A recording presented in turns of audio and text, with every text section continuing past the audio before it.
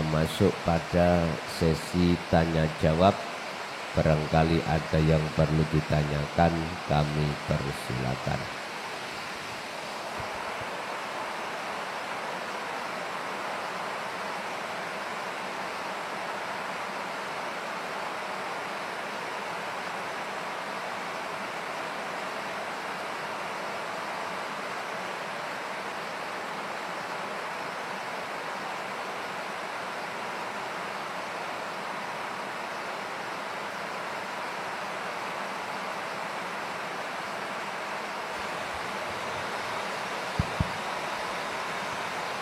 Assalamualaikum warahmatullahi wabarakatuh.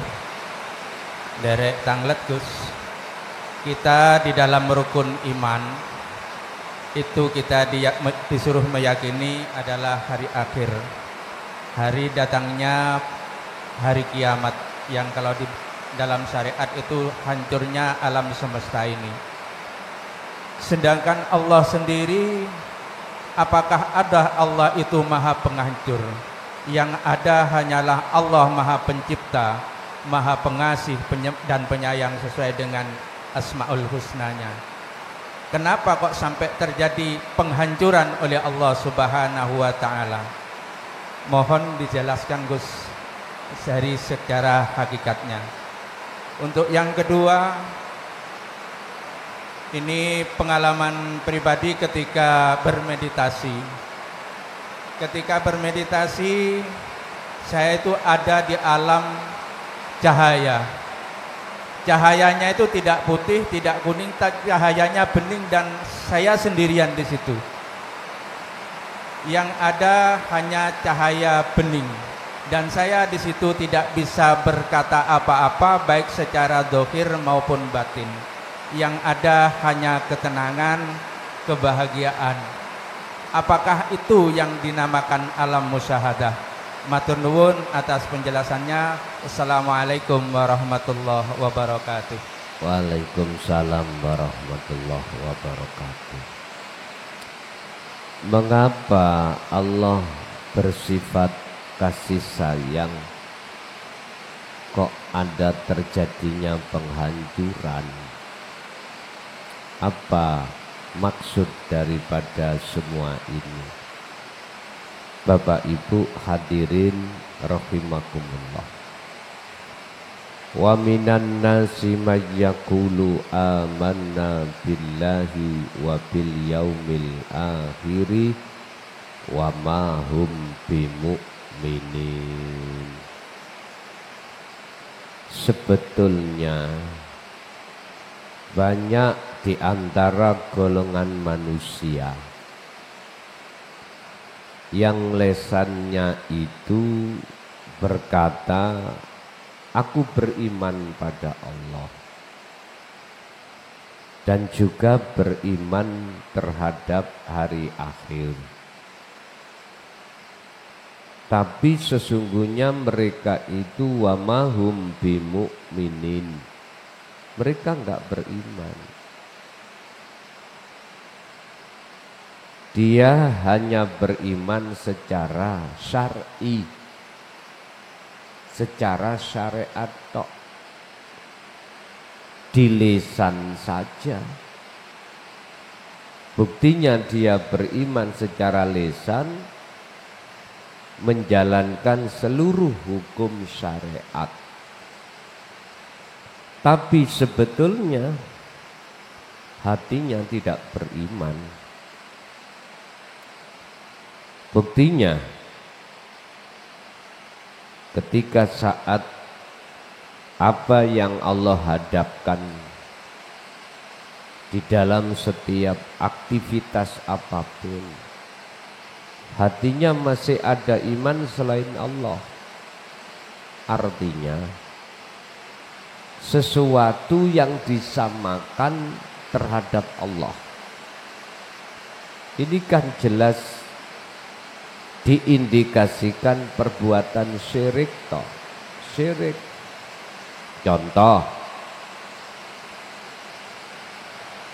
kita menyamakan Allah dengan kita.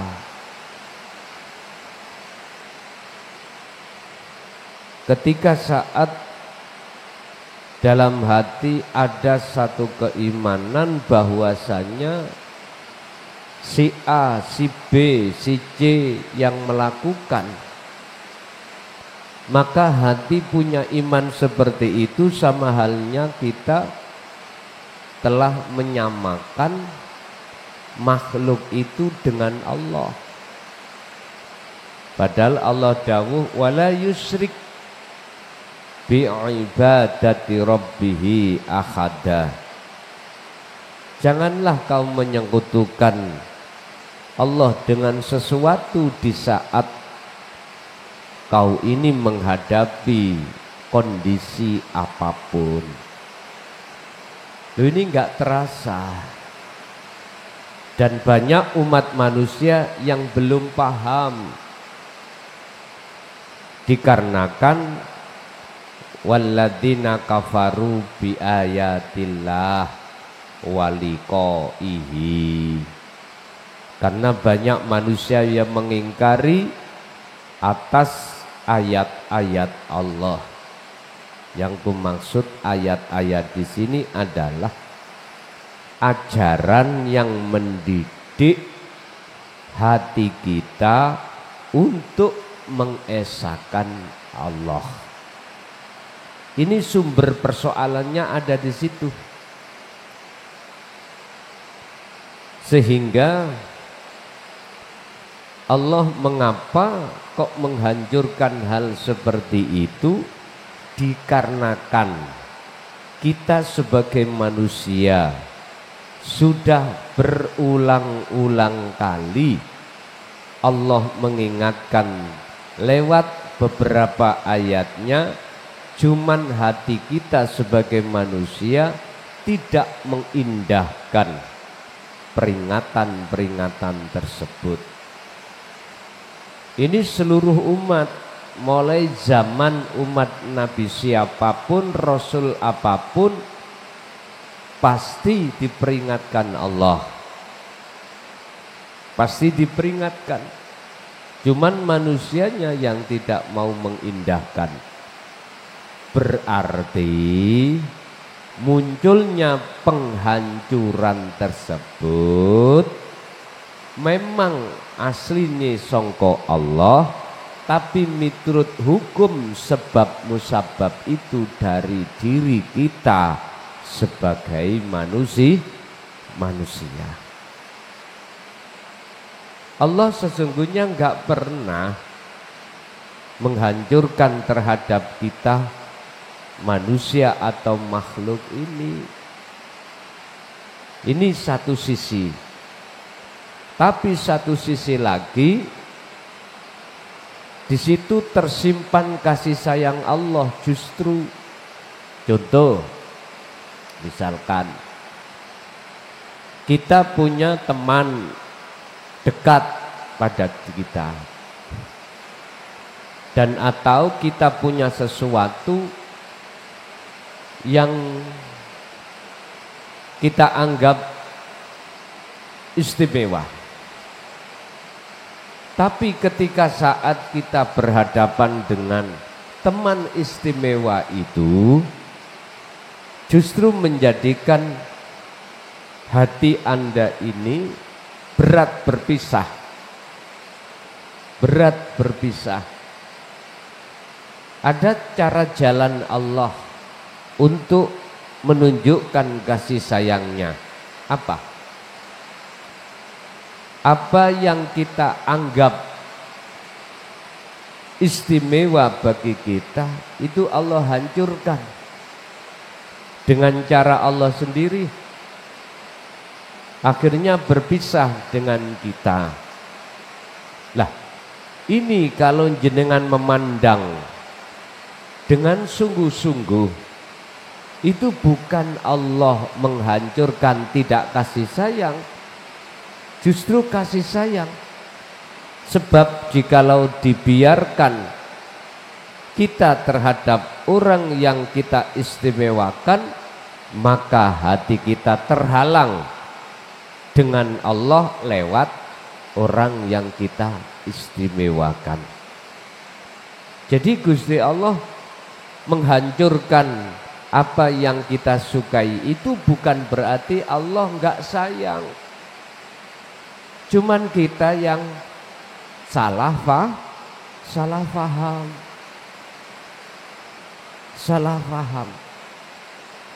Mengapa kita dikasih sakit?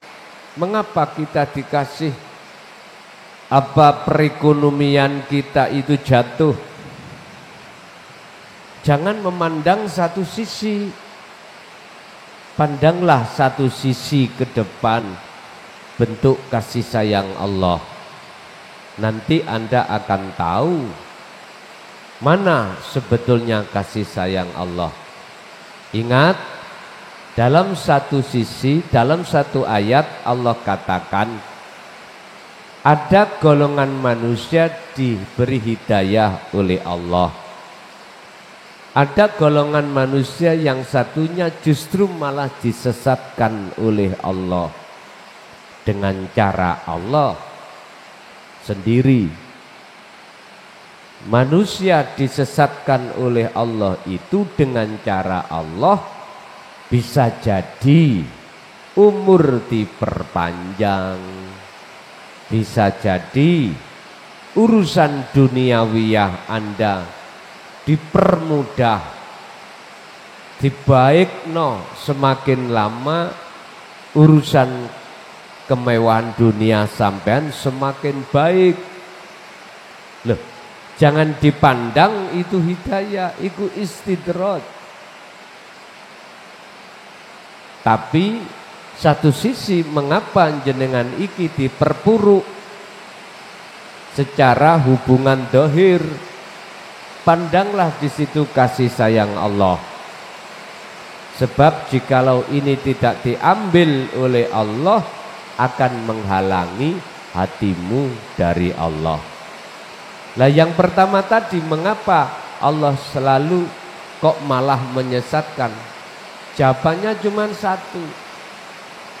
Sudah sering diingatkan, tapi tidak memperhatikan, bahkan mereka ini mengolok-olok daripada ayat Allah. Ini persoalannya. Itu yang pertama. Terus yang kedua, apa tadi?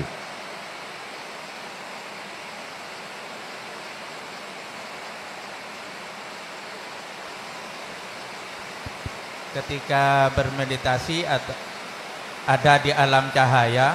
Oh ya, cahaya. Sudah.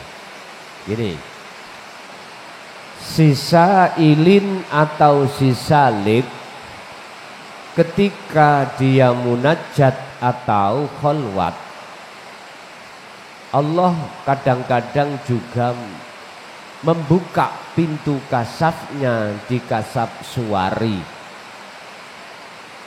untuk membuka pintu kasabnya di kasab maknawi. Kadang-kadang enggak dibuka, kasab suwari enggak dibuka, langsung dibuka terhadap kasab maknawi. Kasab suwari itu kasab di mana urusan-urusan makhluk, contoh cahaya, itu makhluk. Apapun bentuk cahaya, hijau, merah, putih, semuanya kegolong gaibnya makhluk. Manakala kita dibuka kasab suwari itu, maka secara pribadi Anda akan mengetahui cahaya-cahaya tersebut.